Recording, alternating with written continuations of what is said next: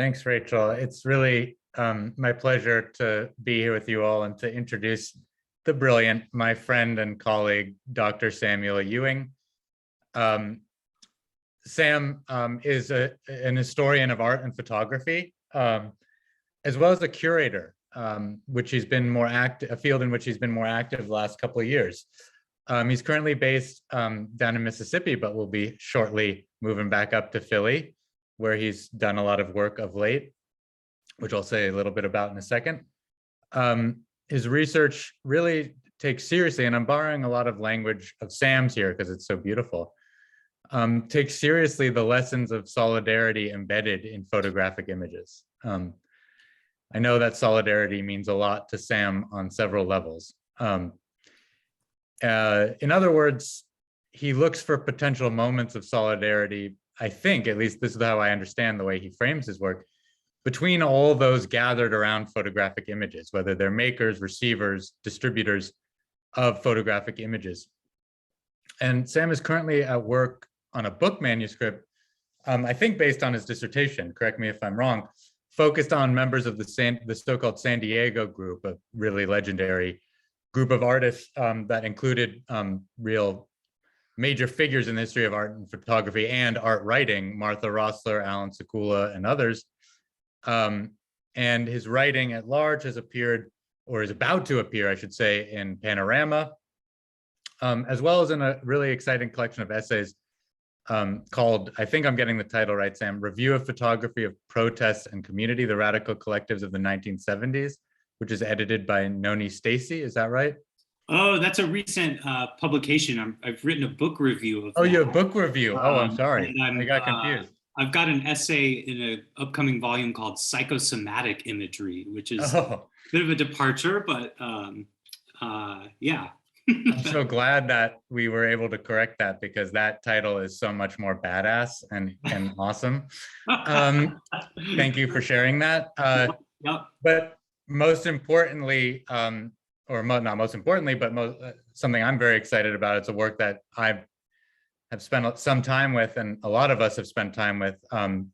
Sam has recently curated an incredible show at the PMA, the Philadelphia Museum of Art, which is titled Waiting for Tear Gas, and the title, of course, comes from the eponymous Alan Sekula classic slideshow work called Waiting for Tear Gas.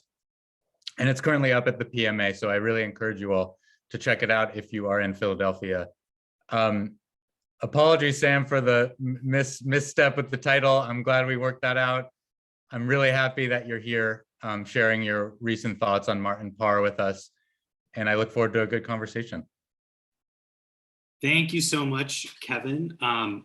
Let me share my screen and see if I can do that. If you'll excuse me a moment.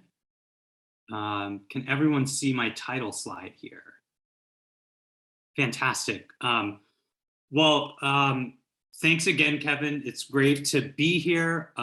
It's so wonderful to be able to present to you all this afternoon on the occasion of this fantastic exhibition of Martin Parr's work at the McMullen Museum. And I'm sad I'm not able to see it in person, but I'm really grateful for being given the opportunity to think about Martin Parr's work more deeply. So just thank you again to Kevin and Rachel Chamberlain and Carl Baden for the invitation and for putting on such a fantastic show. I'll speak for about 40 minutes, which should leave us plenty of time at the end for a kind of discussion, Q&A conversation. But this afternoon, I'll be talking about documentary photography and middle-class taste. In a series of documentary projects produced throughout the long 1980s, Martin Parr pictured the social habits and, above all, the tastes of Britain's middle classes, or as he sometimes called them, the comfortable classes, a description that's immensely revealing and which I'll return to later on. Parr's resolute focus on this contested social formation presents a unique problem for documentary's historical connection to social democratic politics, a problem connected to and exacerbated by Margaret Thatcher's undoing of Britain's social welfare state during the same period. And what I hope to do this evening is offer some preliminary thoughts, provisional perhaps, on the political ambiguities that come along with documenting middle-class taste, while also gesturing towards the way some of Martin Parr's projects intervene in the larger discourse of documentary history. In doing so, I hope we can shed some light on the connections between documentary neoliberalism and the widening wealth and social inequality that we're experiencing today. So let me offer you a roadmap of my talk, which, aside from part one, will take a more or less chronological approach through some key phases in Martin Parr's career. In part one, camera angle as social angle, I'll set up the contours of what I consider documentary's middle-class problem, which I claim is a problem of political representation. In part two, the Vernacular Solution, I'll look at an early experiment by Martin Parr to engage with this middle-class problem as it manifests in his early conceptual installation, Home Sweet Home. Sick Britain focuses on Parr's gradual shift to working in color, and we'll look more closely at his project, The Last Resort. Part four, The Comfortable Classes, will turn to the dominant Martin Parr solution to the middle class problem by looking to the cost of living, his tongue-in-cheek comedy of manners targeting the political ascendancy of the new middle classes in Thatcher's Britain. And as a bit of a coda, I'll share just a few remarks on the consequences of the Thatcherite politics captured in the bodies of work under consideration. Part one, camera angle as social angle. I hope you all will forgive me for taking a slight detour through some material that, as Kevin mentioned at the outset, I've been working through in my current book project that's unrelated, at least explicitly, to Martin Parr's work. Located at the Getty Research Institute in Los Angeles are the archives of Alan Sekula, one of the most respected politically committed artists of the past 50 years. During my research in Los Angeles, I spent a long time going through a series of notebooks that Sekula kept throughout his career, especially in the 1970s. On one page, I came across this curious diagram that I've not been able to stop thinking about since. It's titled Camera Angle as Social Angle. And the diagram sketches out with great economy a set of generalized subject positions that are ideologically structured through photography. And what interested me is how the rhetorical arguments embedded in Sekula's diagram form the foundation of a great deal of his most influential critical writings that he would produce later in his career. And I think it's well worth unpacking, at least for a brief moment. In my view, Sekula's pictographic argument seems to be the following: that one's relationship to certain categories of common photographic content or imagery carries within it a related set of ideological assumptions about one's social or class position. Photographs, in other words, are not neutral, objective, or disinterested forms of communication, a symptom of what Sekula elsewhere called the liberal utopian notion of information exchange. Rather, photographs situate their viewers in relations of either dominance or submission.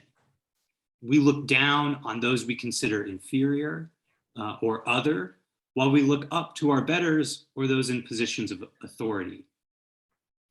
Now, around the same time that Sekula first conceived of this diagram, he actually restaged it in a bit of anonymous graffiti somewhere in San Diego, where he lived at the time.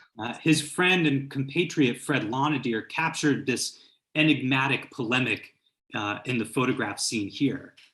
Now, the categories of dominance and submission are identical to those present in the notebook, though this time Sekula has titled the diagram 4 Lessons on Photography for the Petty Bourgeoisie, suggesting a more pointed and perhaps even agitational form of class critique. Now, despite the clarity of this diagram's interpretive rubric, I'm sure many of us have encountered media or journalistic images that we could slot into these categories. There's something within it that I find lacking, some kind of unstated assumption left unaccounted for. What might be revealed when the middle class looks at and pictures itself? In other words, what is the social angle of the middle class's self-regard? Sekula's diagram positions this class only by implication in a kind of negative fashion. It's neither the lower classes it looks down upon nor the upper classes it looks up to. This reflexive self-regard of the middle class has traditionally been a problem for documentary, the history of which developed largely within the context of social reform movements, proletarian education, news reportage, and since the 1960s, the world of high art and culture. So in what follows, I want to explore the ways that Parr gradually arrives, at least again, in my view, at a method of filling in the conceptual gap in Sekula's diagram and gesture towards its own ideological implications, its own social angle. The Vernacular Solution. In 1973, Martin Parr was set to graduate from Manchester Polytechnic, where he had been studying photography for the previous 3 years. His diploma show, titled Home Sweet Home, represented a remarkable solution to the middle class problem by embracing the chaotic, kitschy irreverence of photography's vernacular mode. Within the student gallery, Parr built a series of freestanding walls to create a simulated domestic area, a living room complete with garish floral wallpaper, hanging framed photographs and other kinds of photographic reproductions, decorated knickknacks, furnishing, and even a pair of drapes hanging from a life-size photographic reproduction of the window in his own Manchester living area. Parr referred to Home Sweet Home as a photographic environment. And the effect is overwhelming and certainly anathema to the kinds of professional norms of image making in the field in which Parr has received his training. What strikes me most about Home Sweet Home is the way it inventories, almost ethnographically, the many photographic uses that appear in the middle class domestic sphere. This is photography's vernacular mode, a kind of catch-all term that the photo historian Jeffrey Batchen describes in an endless enumeration. And here I'll quote partially from Batchen, describing the vernacular mode. Formal portraits of the family dog, lampshades projecting dad's last fishing trip, baby photos paired with bronze booties, coffee mugs emblazoned with pictures of kids, snow domes containing a girlfriend's photogenic smile. This is the popular face of photography, so popular that it has been largely ignored by the critical gaze of respectable history. And here are just some details taken from the walls of Home Sweet Home, where we can get a sense of the eclectic nature of this. And as a bit of an aside, I loved seeing that Martin Parr included these photographs taken of the television of one of the royal weddings, since my own grandma, who was, lived in Arkansas, used to take photographs of the television when important things were happening. So there was something recognizable in this little tidbit. But the popular face of photography for both Batchen and Parr alike can seemingly only be described through this ever-expanding inventory of kitsch. Here's just a few more examples. A commemorative plate, hand-colored, and these diminishing hay weighing pictures, the same kind of reproduction over and over against this busy pastoral wallpaper. Now, the vernacular mode of photography shares its democratic and popular aspirations with pop art. And here the contrast is telling. Consider the work of another British artist, Richard Hamilton, and his iconic collage, Just What Is It That Makes Today's Home So Different, So Appealing? Hamilton created this collage as the publicity poster and catalog illustration for the group exhibition This Is Tomorrow at London's Whitechapel Gallery in 1956. Art historians recognize the piece as one of the origin stories of pop, a work that revels in the onslaught of modern consumerist desires years before Hamilton's American counterparts began plumbing similar territory. Kevin Lotery quite succinctly describes this work as, quote, a cheeky pastiche of the most puffed up and streamlined forms of domesticated eroticism, end quote. A stripped down bodybuilder and a pinup inhabit this claustrophobic interior space filled to the brim with a variety of consumer items: television sets, vacuum cleaners, reel-to-reel recorders, canned ham, Ford motor cars. The collaged elements pilfered from American magazines create a fantasy realm of abundant consumption fueled by the desire for commodities. And the category of fantasy is central to the collage's meaning, since the goal of advertising is precisely to promote the fantasy of a modern self achievable through our consumption choices. In contrast, Parr offers his viewers not a fantasy of self-actualization through the desirable commodity, but rather a simulation of our mundane domestic reality in all of its idiosyncrasies. The comparison suggests that the consumerist explosion telegraphed in Hamilton's collage hadn't yet fully permeated England's domestic living spaces, evidence of a kind of uneven internal development. This is Parr's vernacular solution to the middle class problem. It's a simulated catalog-like presentation of uses and functions. And I should add here that this solution is not precisely a documentary one. Rather, it sits somewhere outside of that mode of picturing. And it continues, I should say, in Parr's expanding collection of kitsch objects, such as commemorative plates, space dogs here that I pulled from Parr's website. Sick Britain. After his time in Manchester, Parr moved to Hebden Bridge, a mill town in West Yorkshire, one of England's kind of upland counties. And it was, it seemed, the perfect place for Parr to embrace the more venerable survey tradition of documentary photography, rather than the experimental avant-garde installation found in Home Sweet Home.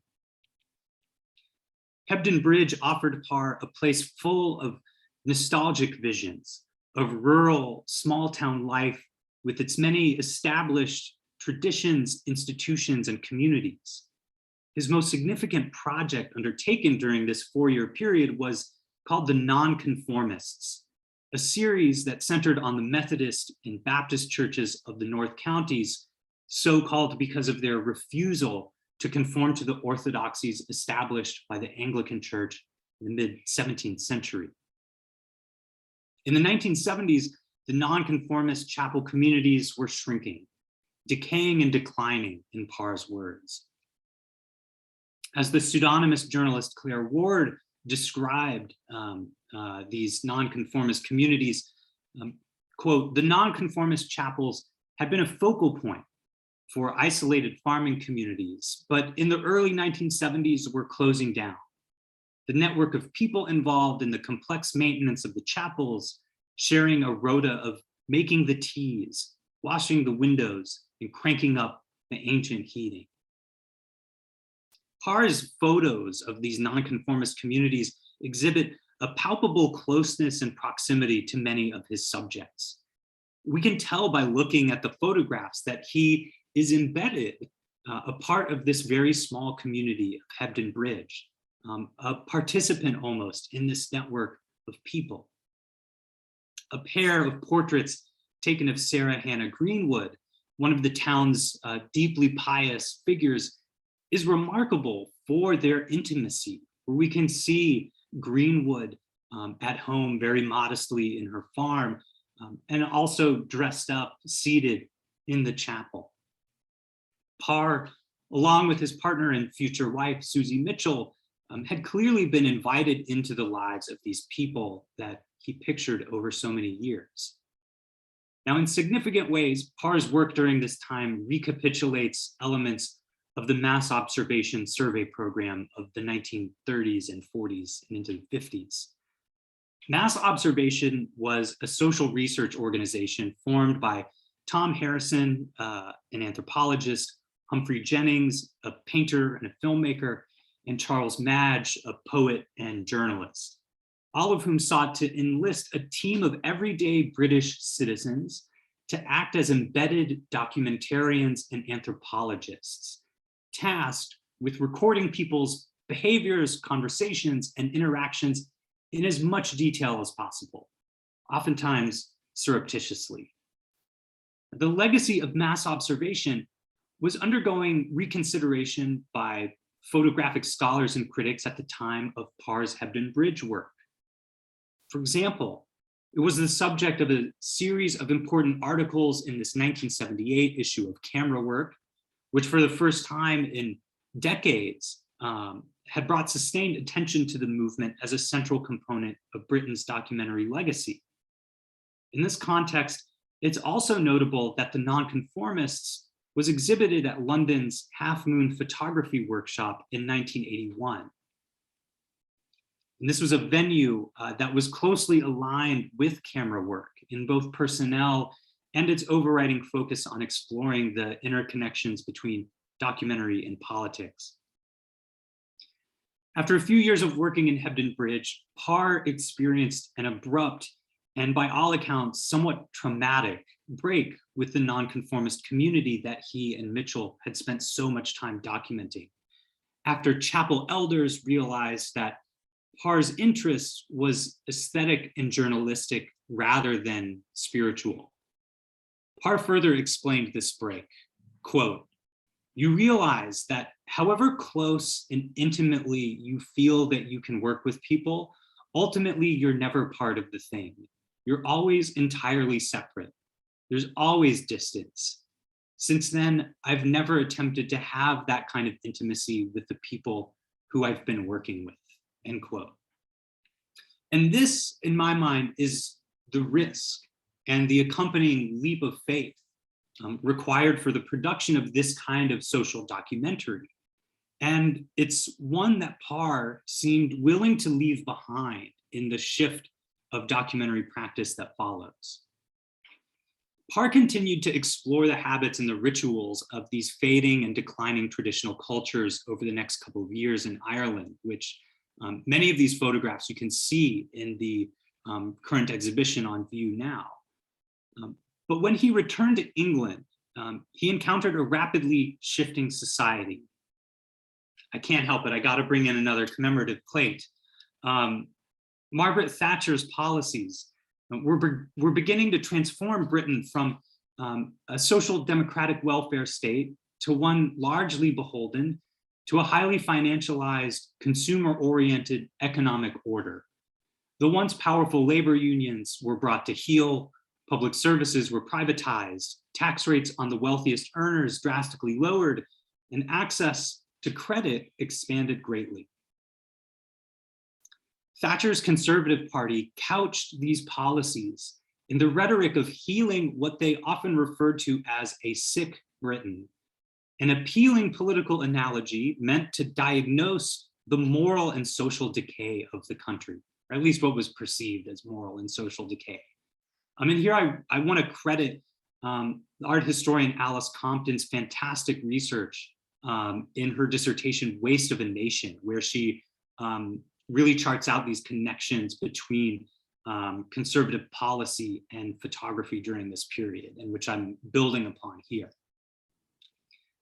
Between 1835 and 1983 and 1985, Parr made 3 seasonal trips to the working class seaside resort of New Brighton. And immediately we should notice the change in Parr's approach, the use of color film, the medium format camera and a slightly wider angled lens, a fill-in flash, in addition to the use of natural light. Now, color film was largely out of place within the documentary work at this time, being reserved more commonly for selling viewers on the commodity world of advertising and fashion, rather than the heady political realities seen in black and white photography. Parr's raucously colorful photographs of New Brighton scrambled these codes. And I think it's also important, given Parr's fixation on the photo book form, to look at a few spreads from The Last Resort as well. The juxtapositions here set out certain categories of people that Parr came across in New Brighton. Bored and distracted parents in carnival rides. Babies and children wading in the shallow waters while their parents kind of look on distractedly. Of course, trash receptacles, rubbish bins. And this, one of my favorites from the series, of a young woman at an ice cream counter looking at us quite annoyed as a throng of little children crowd her. This image always reminds me of Manet's Bar at the Folies Bergère, but that's maybe a bit too tangential. Also, what's interesting to me are the abstract pastel designs that at times playfully reflect and mimic the images that they accompany. And here, of course, I'm thinking of the two ice cream cone shapes juxtaposed with the photographs in this young boy similarly holding the two cones in his hands. I see this as kind of a continuation of the decorative impulse that Parr embraced so fully as a student with this Home Sweet Home installation. The final, now iconic photograph of The Last Resort depicts a woman sunbathing face down on a sloping concrete strip alongside a small child, the two resting next to this rusted, hulking mass of an idled piece of industrial machinery. If The Last Resort is about this space of working class leisure in New Brighton, then Parr has captured it during a moment of transformation, with the remnants of deindustrialization, the signs of unproductive, displaced, and even lost forms of labor looming in the background.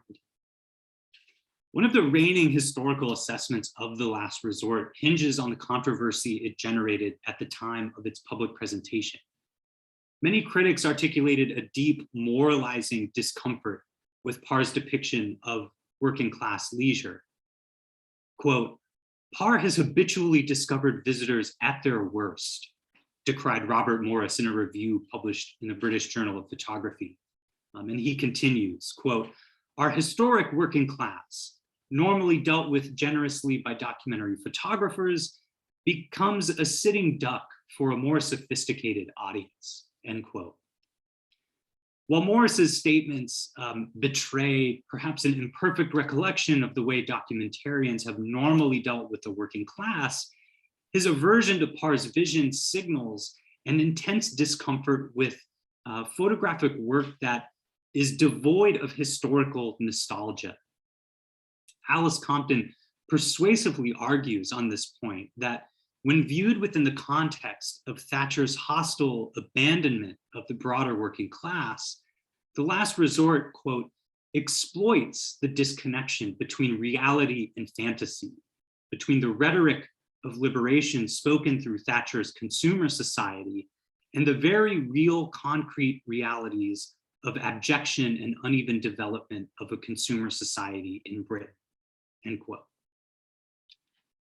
Let me step back a moment and sum up some of the terrain that I've tried to cover here. In terms of the non-conformists and The Last Resort, if we recall briefly Sekula's camera angle as social angle model, we can sort of make sense of the two breaks that I've been describing. In Hebden Bridge, Parr's non-conformist subjects seem to have gotten the impression that Parr looked at them as an exotic other, this romance of the internal primitive. Critics of The Last Resort similarly viewed that work in the mode of pity, and compassion. Whether or not these impressions are a bit of projection or misunderstanding on the part of critics is, in my opinion, largely beside the point, as Parr took the reactions somewhat seriously enough to instigate subtle and sometimes not so subtle shifts in his practice. I'm tempted to group these two breaks together and say that they're symptomatic of an unexamined middle-class viewpoint that's suddenly and irrevocably been called into question. So the question remains, what is the social angle of the middle-class self-regard?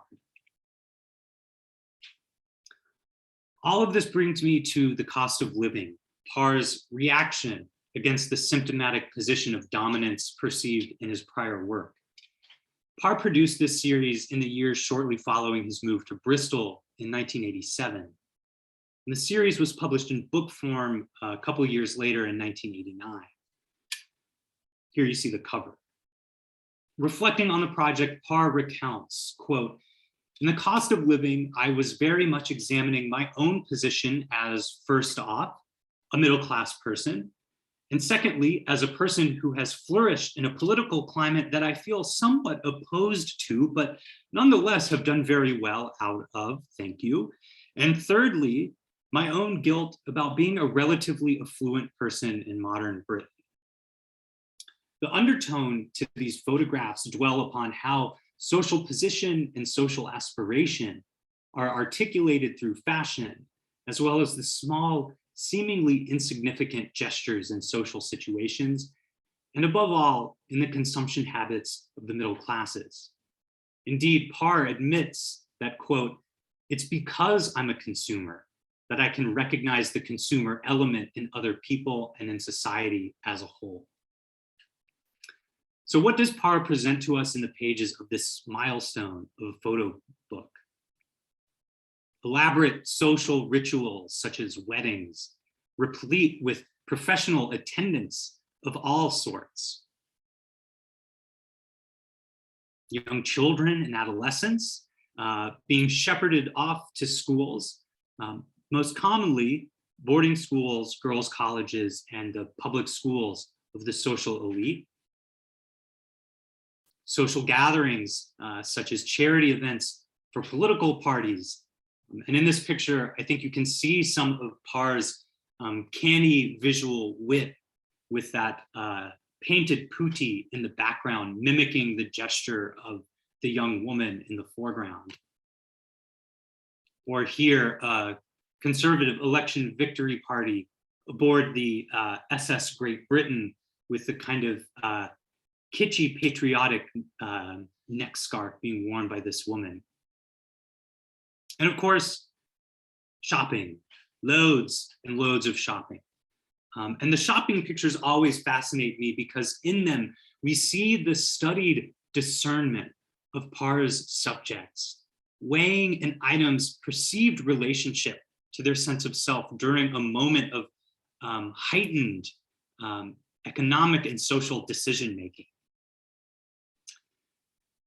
The shopping photographs also find an extension in the way Parr pictures the deliberate construction of a nostalgic heritage industry in the built landscape, as with these new Tudor-style constructions, model homes, and even the Redland Old English range construction materials. Here, I'm also reminded of Parr's staging of the vernacular kitsch in Home Sweet Home, where we find this framed picture of a poor simulation of heritage construction from a slightly earlier moment in time as well. I want to pause on this photograph for a moment because it so neatly encapsulates many of the cultural juxtapositions found throughout The Cost of Living. The photograph is divided neatly in two. On the left, we have Bath Abbey, with a few tourists milling about in front of it, while the right is dominated by a neatly dressed man in khakis and a button-down shirt. He's cut off at the neck, but we see a child's arms kind of draped around his shoulders, and of course, a handful of stuffed shopping bags. The photograph is clearly about the old and the new, where the solidity and permanence of the Gothic architectural edifice in the background is contrasted with the temporary, fleeting changes in consumer fashion in the foreground. There's also the prominent text printed across one of the man's shopping bags, Habitat, a brand name, obviously, but it's also something more, since habitat refers to the natural environment, to the biosphere, to a place of living. And thinking through habitat brings me to a key point about these pictures. At their core, they confront us with what the sociologist Pierre Bourdieu would call a middle-class habitus, the physical embodiment of cultural capital that structures our habits, our skills, our dispositions, in other words, our mode of being in the world. And crucially, habitus for Bourdieu can be discerned through our expressions of taste, through the food we eat, the clothing we wear, the art we look at and appreciate. Taste, of course, is a capricious concept, but it's undeniably an important one to the sociological understanding of everyday life structured by consumer capitalism that Thatcher helped bring into being. But insofar as taste is believed to be an expression of personal preferences, it also helps to naturalize the social inequality that it can oftentimes index. So allow me to now once more step back and synthesize some of these analytical pieces I've been developing for the past few minutes. The politics of these photographs derive from the way they catalog the social customs of the middle classes and thereby metabolize the politics of Thatcherism that demand government facilitate private consumption in service of an economy, a financialized economy, rather than a focus on collective social transformation. Parr himself admits that the affective register of this project is, at least in part, one of guilt, quote, my own guilt about being a relatively affluent person in modern Britain. It's the guilt of material comfort, of the ability to cultivate personal taste as your mode of being in the world as a salve against ever-broadening inequality that's at stake here. Moreover, Parr illustrates how this new politics of comfortable consumption is seemingly accepted by both the political right and the left. The photographs are nonpartisan, tracking subjects across the political spectrum. As Robert Cheshire writes in his text accompanying the published version of The Cost of Living, quote, the freedom to make such gestures as boycotting South African fruit or drinking Nicaraguan coffee is as much the privilege of the comfortable classes as is the freedom to shop at Harrods or Holiday in the Dordogne. They're an indication of what Stuart Hall famously called the great moving right show in his description of the disturbing propensity for even labor rights and liberal Democrats to accept, however grudgingly, some of the terms of debate structured by Thatcher's policies. In the ensuing decades, Parr would effectively track this form of neoliberal consumerist politics as it expanded across the globalized economy. And you can see many of these recent pictures again in the McMullen show. His images always contain great poignancy, humor, and a sophisticated presentation of what connects the comfortable classes across the world.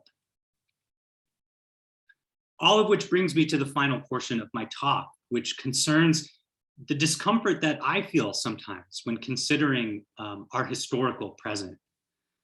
I want to draw our attention to the text that accompanies The Cost of Living that I mentioned just a moment ago, written by the British journalist Robert Cheshire. What I find remarkable about the text is its ambiguous and sometimes critical relation to Parr's photographs. Cheshire wrote the text after returning to England in 1985 after a 4-year stint as the chief US correspondent for The Observer. And in 1987, he published the book, The Return of a Native Reporter, about his experience of an England transformed by Thatcherism.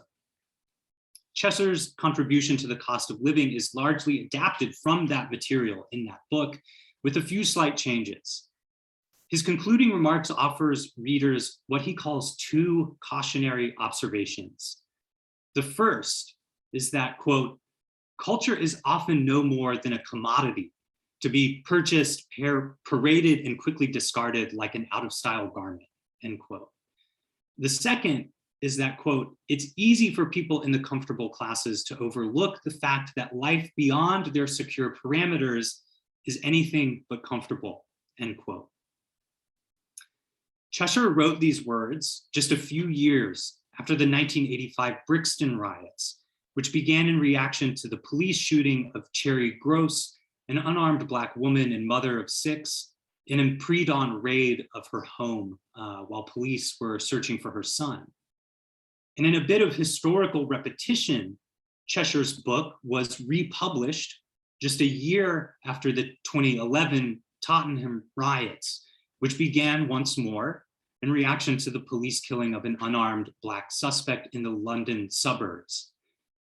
Chesser reflects on these repetitions in the revived introduction of his book, when he writes, then, as in the 1980s, we had rapidly declining manufacturing, holidays, homes, and cars financed by mounting debt, overpaid city slickers, insane house prices, a fast-growing underclass of long-term unemployed and economically unwanted.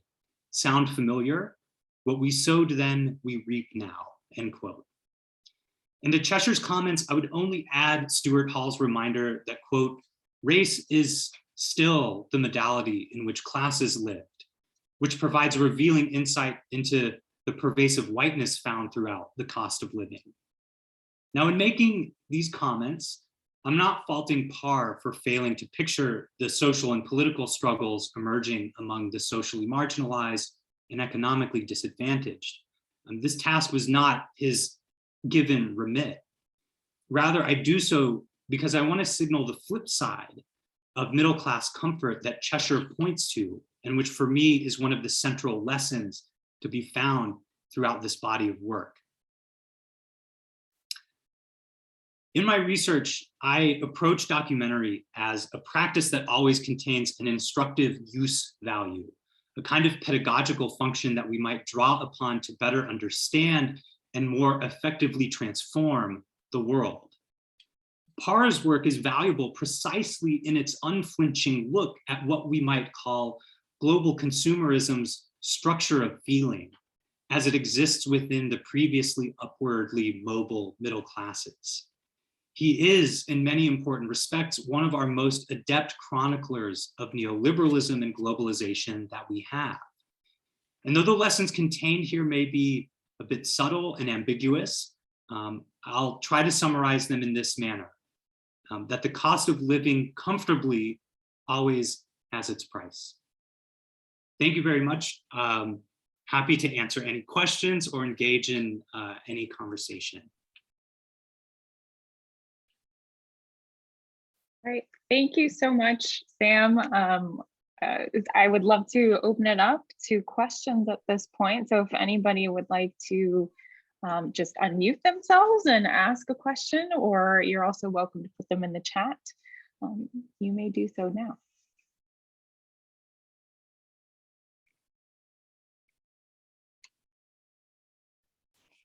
I'll start just because I want to give you a huge compliment, Sam.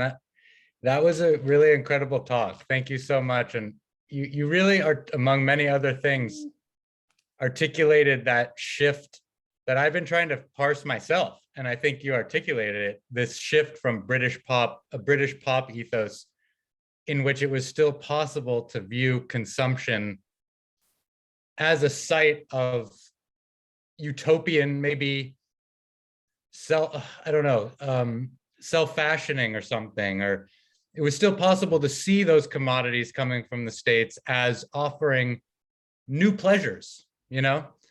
And then we see in the great shift to your final image of the habitat photograph, that for him, there's really it's shifted to a kind of postmodern irony where everything becomes the same there's no possibility of difference.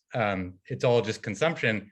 By the way, that habitat bag has special probably cheekiness, because habitat, of course, was established by Terence Conran, the great designer in Britain, who was a kind of like the Eames of Britain in the 50s and 60s in a way. So those utopian dreams shift to kind of consumption, you know. But in any case, I wanted to ask you, like, I also appreciate what you said about Parr, where it's almost like, if I understood you right, he's seeing consumption almost is his medium in a way. Is that right? He frames himself that way, and then he sort of situates photographs as objects of consumption. Do you think he sees any kind of critical potential in consumption? Or is it just, I guess a related question would be,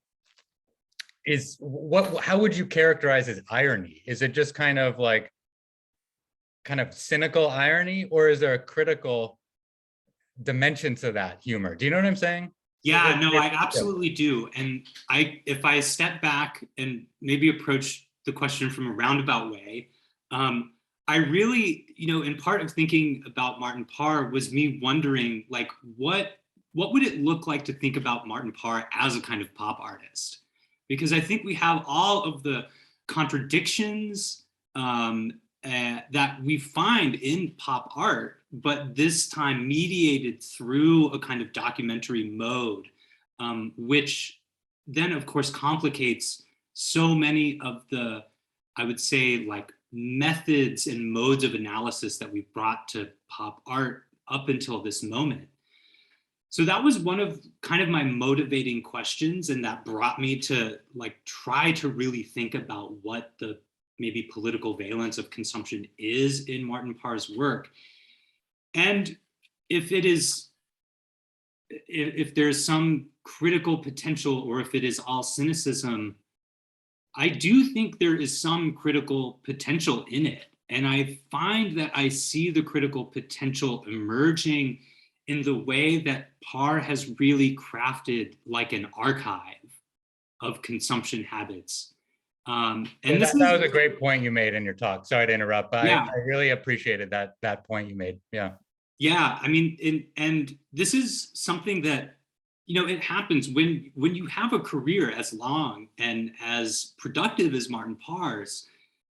It allows you can draw on so many different kinds of images, and the images themselves can serve so many different purposes. And I feel like in Parr's prolific photo book production, you do see the ways that he can use his archive to critical ends.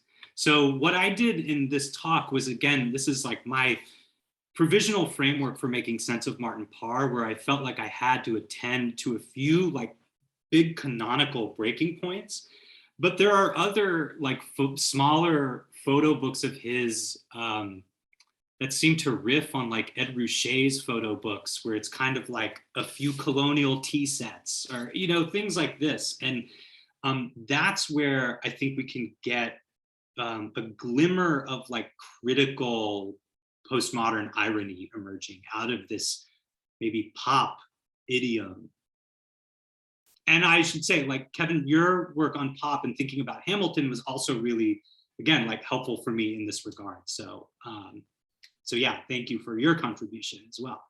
Thank you, Sam, and thank you for your comments. That was very illuminating. I have a comment, I guess, or a question. Maybe I should. Okay.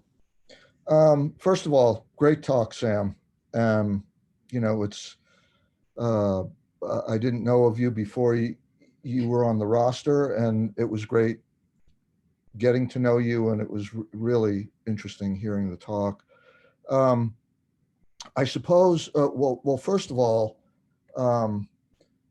I would like to, I guess, go back to the Alan Sekula seesaw. And so this is more about your larger framing of things, so to speak. And I was just curious. It's, you know, the old adage about the blind men and the elephant, and how, you know, you see certain, five people see different things in one object or one concept.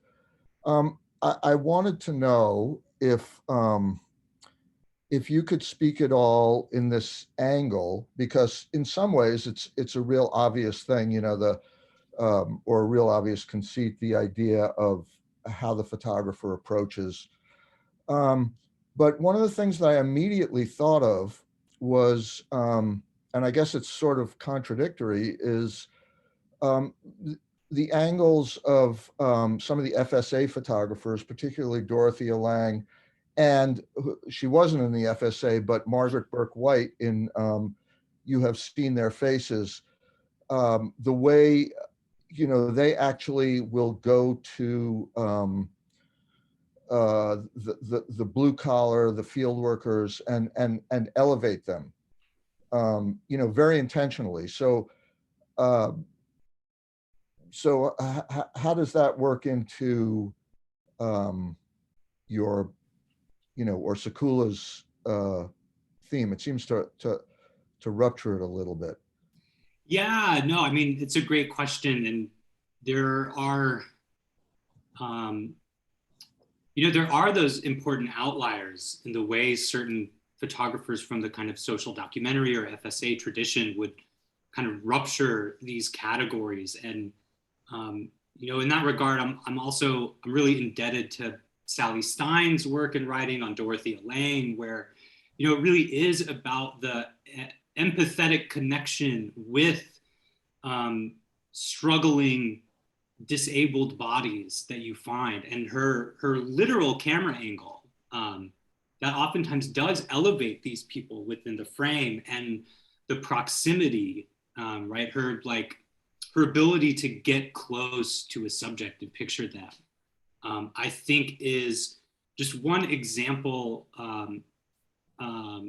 Maybe we can say it's an outlier that proves the rule, perhaps, if that's not a cop-out. But I do think like there are wonderful examples like that. And it makes me think a little bit in terms of like proximity and literal camera angle. Parr's wonderful strategy of the kind of like extreme close-up where you can tell how close he is to some of the people he's photographing. I didn't touch upon that work here, but it always has for me this like strange voyeuristic effect, or maybe it's just about being in a crowded public space, which I'm not used to in pandemic times, but that literal proximity is something that I think is also just key, as you said, to think about in some of these photographs, even beyond Sakula's kind of like basic schematic diagrammatic rendering here.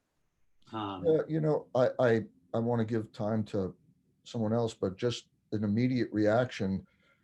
It just occurred to me, and these are crazy dots to connect, but I mean, I think that Parr gets close for a number of reasons, and I think that you know, one thing about his shift to color and his proximity, I think you have to give a nod to American photographers at the time, who particularly for the color, who I think that Parr paid very close attention to.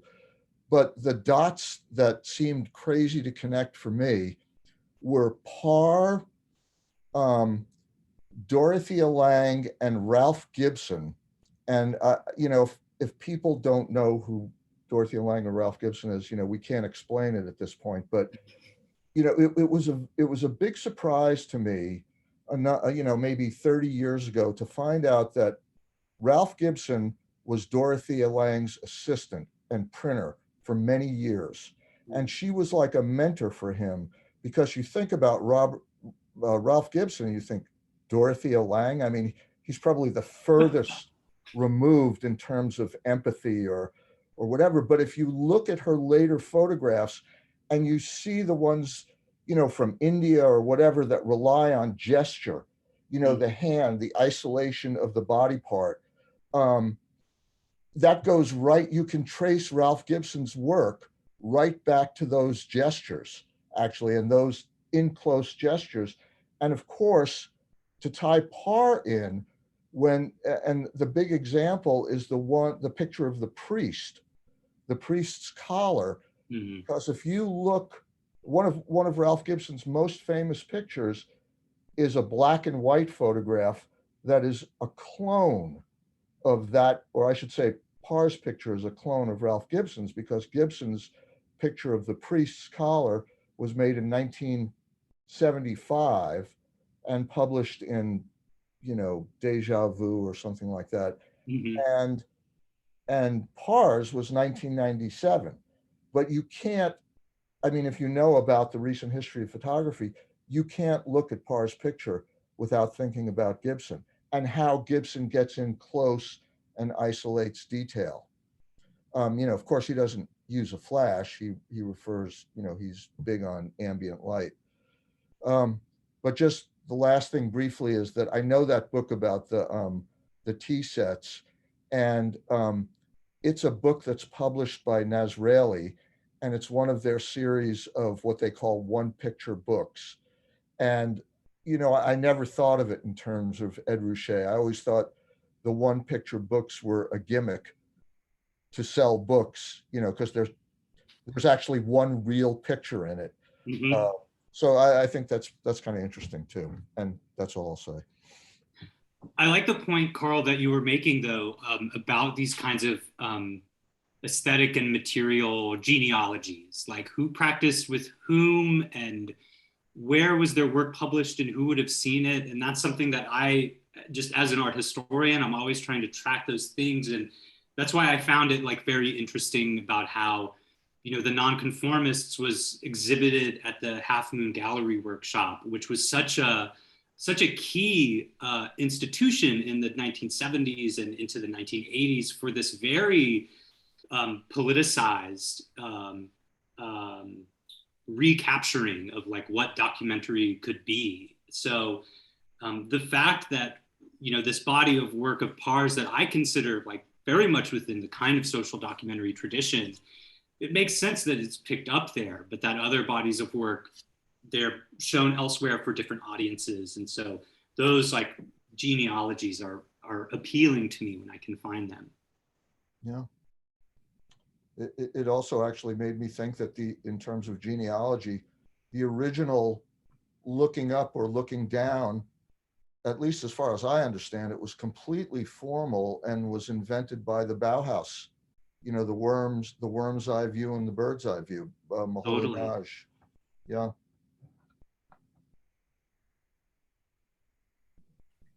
So I think there's a question in the chat. Oh, we do. Okay, great. From Trenton Barnes, who says, they write about the ancient world on a very consumerist culture with pre-contact to central Mexico. Is the problem Thatcherism or being human? Along the lines of Habitus, any thoughts on why people are attracted to this sort of social and economic exploitation? Not necessarily just the comfortable classes, but also many of the, quote, uncomfortable classes. Yes, thank you so much, Trent. And it's great to see you and have you in here. Trent is a good friend of mine from graduate school, and I can always count on you for the provocative question that will push me a little bit, is this Thatcherism or is it being human? And how are people attracted in some senses to economic exploitation? And I would, perhaps I won't answer this directly, but only to say that this is a question that, Stuart Hall, in the context of, the 1980s, was really trying to grapple with this, with the great moving right show. Why is it that so many of the exploited classes gravitated towards Thatcherism? And so it's one reason why I knew, if I was trying to deal with documentary photography in Thatcher, I had to kind of look to Stuart Hall a little bit. And I don't know if if I have a great answer to it, beyond just the fact that I think, as we could see maybe in some of the example of the conservative, campaign poster about sick Britain, one thing that political rhetoric can do is, tap into and articulate real problems that people experience and feel. So much of habitus is about feeling and affect and emotion, which will defy and go against the grain of material reality or material interests. And so it's at the level of affect and feeling, I think, that we can maybe begin to understand this question. As I think about this work more and pursue these questions, I think that is going to become more and more central to my thought. Just what is the affective resonance of these photographs? I mean, I think it's telling that when Parr writes about the cost of living, it's a guilty feeling. It's guilt at being, a successful, well-off person in this moment. But that affect is different than perhaps some of the people that he's photographing. And as we've seen, or as we know from the social documentary tradition of working class subjects who are pictured.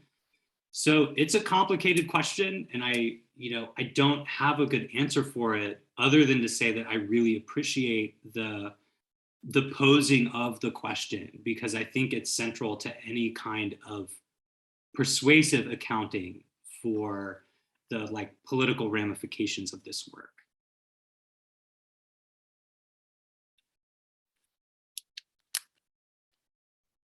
So I also have a question, and also again wanted to say thank you, Sam. This was a really excellent talk, and I very much enjoyed it.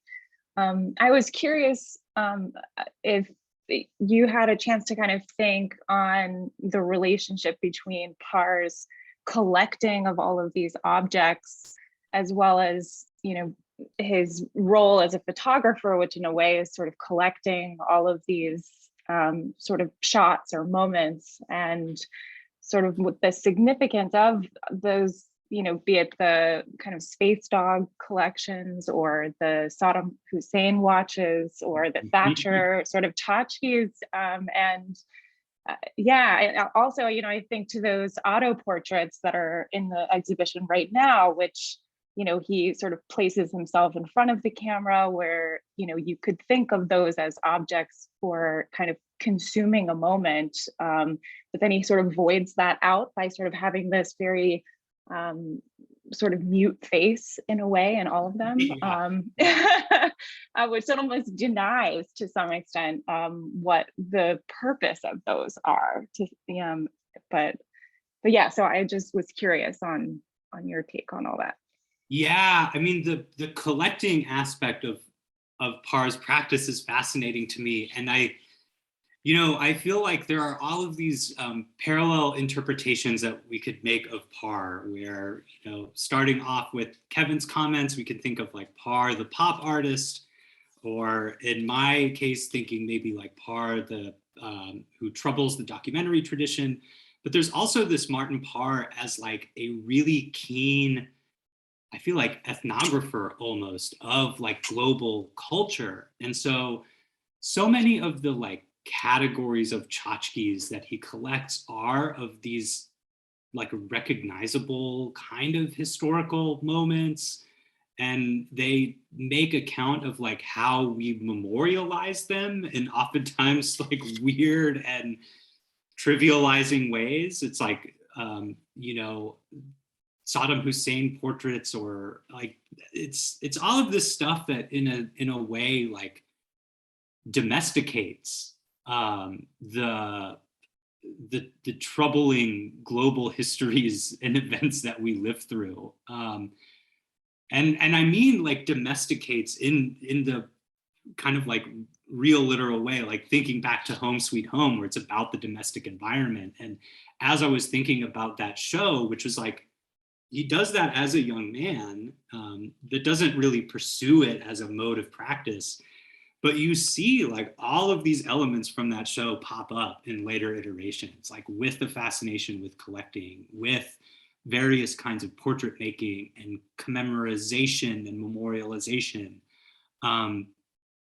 So I think that's at least one way that I think about the collecting, is that, you know, it's really, it's an accounting and cataloging of our kitschy, domesticating ways of memorializing certain aspects of history, which I think is like, I don't know, just super fascinating and kind of a part of the, you know, like anthropologist, ethnographer of the global present, about how global culture is upsets the demarcations between local and global oftentimes. Sam, thank you, Rachel, for that very perceptive question. And whoop, sorry, everyone. It sounds like when you were just speaking, Sam, it sounds like you're almost talking about a museum, like collecting culture. Do you think that there's a kind of ironizing element there of sort of assimilating to his very self the practices of the museum in the practice of collecting? Is that too much of a stretch? Might as well institutionalize myself by, you know, becoming the institution itself by collecting, or is that too much? No, I love that thought. I mean, and it certainly, again, like if we're thinking about artistic precedent and genealogical, you know, things that we can draw on to make sense of, there's other, you know, like artists who have taken up the position of collector and exhibitor and presentation, you know, like Marcel Brotowers or something like that. I mean, I'm not sure what that would do for my reading of Martin Parr, but I like, again, similar to what I said to Trent, I like the provocation of it at least. And yeah, I mean, at the same time though, like, I think on a certain level, you know, Parr would probably say like the collecting is like idiosyncratically individual. Like it's just what I'm sort of drawn to. I like the space dogs. I like this and that.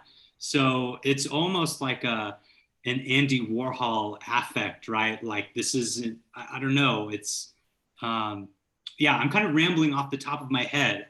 Your question has provoked me. No, I did. And it was something I wasn't sure I knew about, but I just noticed the way you were talking. It seemed to it just provoked that in me, but I really appreciated the way you and Rachel framed the question and you responded to it. So yeah, it was a great question.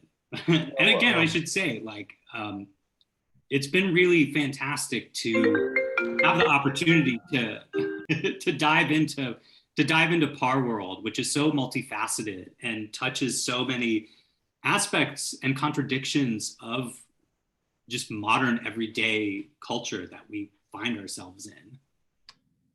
Going back a little farther and to pop art, there's Klaus Oldenburg and his Mouse Museum and Ray Gun Museum. That's what I was thinking of, yes.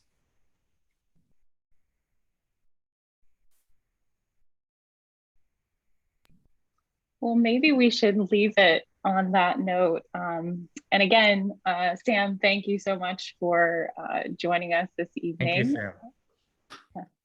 And I wish everybody a good evening. Thank you all. Thank you so much. Thanks for the opportunity and your engagement. And go and see the show and enjoy it on my behalf, since I'm unable to see it in person. So you must go see it. We'll take auto portraits in front of our There favorite. we go. Yes, please do. Thanks so much, everyone. Have a good evening. Good night.